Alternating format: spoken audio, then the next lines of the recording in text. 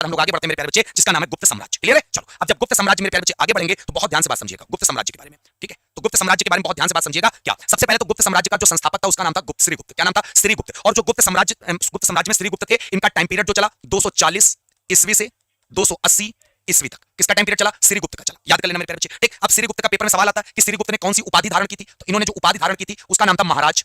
महाराज उपाधि किसने धारण की थी? तो श्रीगुप्त ने। और कौन सी धारण की थी? आदिराज। ठीक, और इन्होंने सबसे पहले एक प्रकार से मगध में एक मंदिर के लिए 24 गांव दान में दे दिए थे। याद कर लेना। लेकिन अब जो मेन चीज आती है कि श्रीगुप्त सबसे पहले कौन हो गया भैया? श्रीगुप्त हो गए। श्रीगुप्त के बाद जो गद्दी पर बैठे उनका क्या नाम था? उनका नाम था घटोत्कच। घटोत्कच नाम था। ठीक, घटोत्कच का भी इतना इंपॉर्टेंट सवाल नहीं है। श्रीगुप्त तो इसके क्या मान लिए जाते हैं? संस्थापक मान लिए जाते हैं, फाउंडर मान लिए जाते हैं। किसके? गुप्त वंश के। घटोत्कच के बाद जो गद्दी पर बच्चे शासक बैठा उसका नाम था चंद्रगुप्त प्रथम। क्या नाम था? चंद्रगुप्त प्रथम। और चंद्रगुप्त प्रथम का पेपर में सवाल बहुत प्यारा पूछा जाता है कि चंद्रगुप्त प्रथम जो है तभी वास्तविक संस्थापक माना जाता है, वास्तविक विस्तार हुआ था। और ये गद्दी पर जो बैठा है वो 319 ईस्वी में बैठा। कब बैठा? 319 ईस्वी में बैठा है और 350 ईस्वी तक। क्लियर है? अगर तुमसे कह दिया जाए कि गुप्त साम्राज्य का वास्तविक संस्थापक बताओ, मतलब रियल फाउंडर कौन था, तो रियल फाउंडर मेरे प्यारे बच्चे जिसका नाम है चंद्रगुप्त द्वितीय। क्या नाम है? चंद्रगुप्त द्वितीय। क्लियर हो गई बात मेरे प्यारे बच्चे? ये भी आपको प्रश्न बहुत अच्छे से याद कर लेना है। ठीक है? हाँ, क्लियर है? चलो इतनी बात आपको समझ में आ गई होगी मेरे प्यारे बच्चे। क्लियर? उसके बाद अब इस गुप्त काल का सबसे महान शासक कौन हुआ? तो सबसे महान शासक मेरे प्यारे बच्चे समुद्रगुप्त हुआ। और याद कर लेना समुद्रगुप्त को भारत का नेपोलियन कहा जाता है। और प्रयाग प्रशस्ति एक स्तंभलेख हमने लेखों पढ़ा था, समुद्रगुप्त की उपलब्धियां बताता है। ठीक, इसीलिए इसको भारत का नेपोलियन के नाम से जाना जाता है। क्लियर है? फिर उसके बाद मेरे प्यारे बच्चे बात समझना, जब चंद्रगुप्त प्रथम गद्दी पर बैठा था तो उस 319 और 320 ईस्वी को गुप्त संवत के नाम से जाना गया था। क्लियर? उसके बाद गद्दी पर बैठा कौन? चंद्रगुप्त द्वितीय। और चंद्रगुप्त द्वितीय की जब बात आती है तो इसका टाइम पीरियड चला 380 से 415 तक। पेपर में सवाल आता है जो चीनी यात्री था, ये हमने आपको पढ़ाया है, चीनी यात्री, यात्रियों के बारे में हमने आपको बताया बहुत अच्छे से। जो चीनी यात्री था जिसका नाम था फायान। फायान किसके दरबार में आया था? तो याद कर लेना चंद्रगुप्त द्वितीय, मतलब जिसको हम लोग बोलते हैं विक्रमादित्य। क्लियर है? याद कर लेना मेरे प्यारे बच्चे, चंद्रगुप्त द्वितीय को हम लोग विक्रमादित्य कहते हैं। इन्हीं के टाइम पर चीनी यात्री जिसका नाम है फायान भारत आया था। क्लियर है? अब चंद्रगुप्त द्वितीय विक्रमादित्य के दरबार में नवरत्न रहते थे, जैसे अकबर के दरबार में नवरत्न। उन नवरत्नों में से जैसे कालिदास का नाम शामिल है, बराहमिहिर का शामिल है, आर्यभट्ट का शामिल है। और गुप्त काल को भारत का गोल्डन एरा कहते थे, भारत का स्वर्ण युग कहा जाता था। किसको? गुप्त काल को। क्लियर है? उसके बाद एक राजा हुआ कुमारगुप्त प्रथम। पेपर में सवाल आता है कि नालंदा विश्वविद्यालय की स्थापना किस शासक ने करवाया था? गुप्त काल के कुमारगुप्त प्रथम ने। और नालंदा विश्वविद्यालय कहां पर मेरे प्यारे बच्चे? बिहार के नालंदा जिले में है। और इसको नष्ट कराने का कार्य किया था बख्तियार खिलजी ने। ये भी सवाल याद कर लेना। ठीक, अब पेपर में आता कौन से गुप्त शासक के टाइम पे हुणों का आक्रमण हुआ? तो हुणों का आक्रमण स्कंदगुप्त के टाइम पर हुआ। और सबसे अंतिम शक्तिशाली राजा जो गुप्त वंश का हुआ उसको हम लोग बोलते हैं विष्णुगुप्त। ये प्रश्न आपको याद कर लेना। इसके बाद गुप्त साम्राज्य की प्रशासनिक व्यवस्था क्या थी? तो साम्राज्य की सबसे बड़ी इकाई को भुक्ति, जिसको प्रांत कहते थे। ठीक, और भुक्ति का जो अधिकारी होता था उपरिक्त कहलाता था। क्या कहलाता था? उपरिक्त। भुक्ति के अंतर्गत जो जिले होते थे उनको विषय कहा जाता था। और विषय का अधिकारी जो होता था विषयपति कहलाता था। मतलब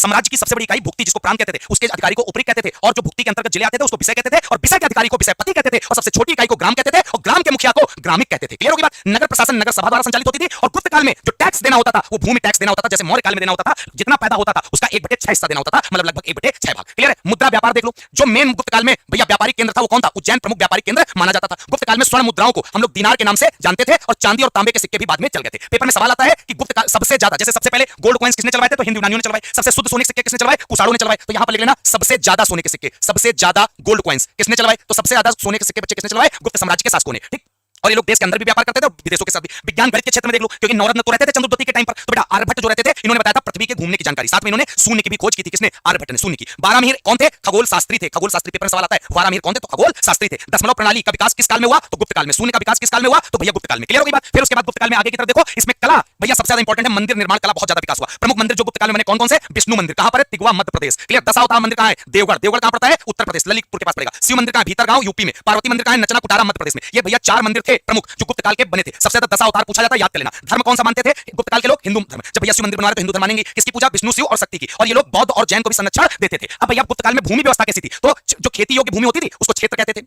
जो घास वाली भूमि होती थी उसको खातू कहते थे।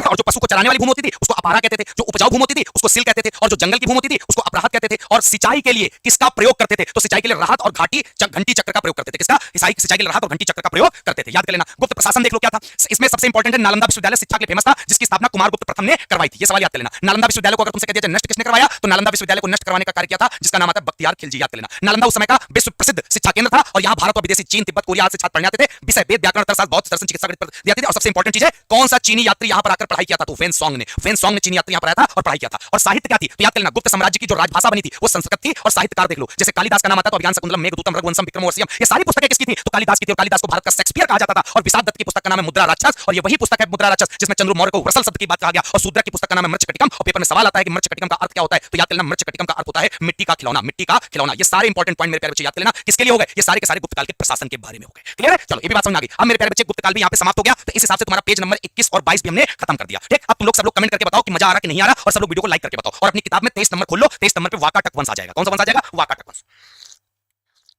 बहुत प्यारा भैया। देखो हम तो बहुत दिल से पढ़ाएंगे। और सुन लो, घबराना नहीं कि सर जी जल्दी पढ़ा रहे। भाई हमारे पास समय कम होता है और हमको पूरा कंटेंट भी जब टारगेट भी करें कि 5 पेज हमको कराना है तो भैया सब चीजें हमको ध्यान में रखनी पड़ेंगी ना। अगर नहीं कराएंगे तब भी आप चिल्लाओगे। इसीलिए आप सब बिल्कुल बेफिक्र रहो। ठीक है? हाँ, डरना बिल्कुल नहीं है, बस अच्छे से आपको पढ़ते चलना है बेहतरीन तरीके से। मजे से पढ़ोगे तो आपको ये मजा मिलता रहेगा, आनंद भी आएगा।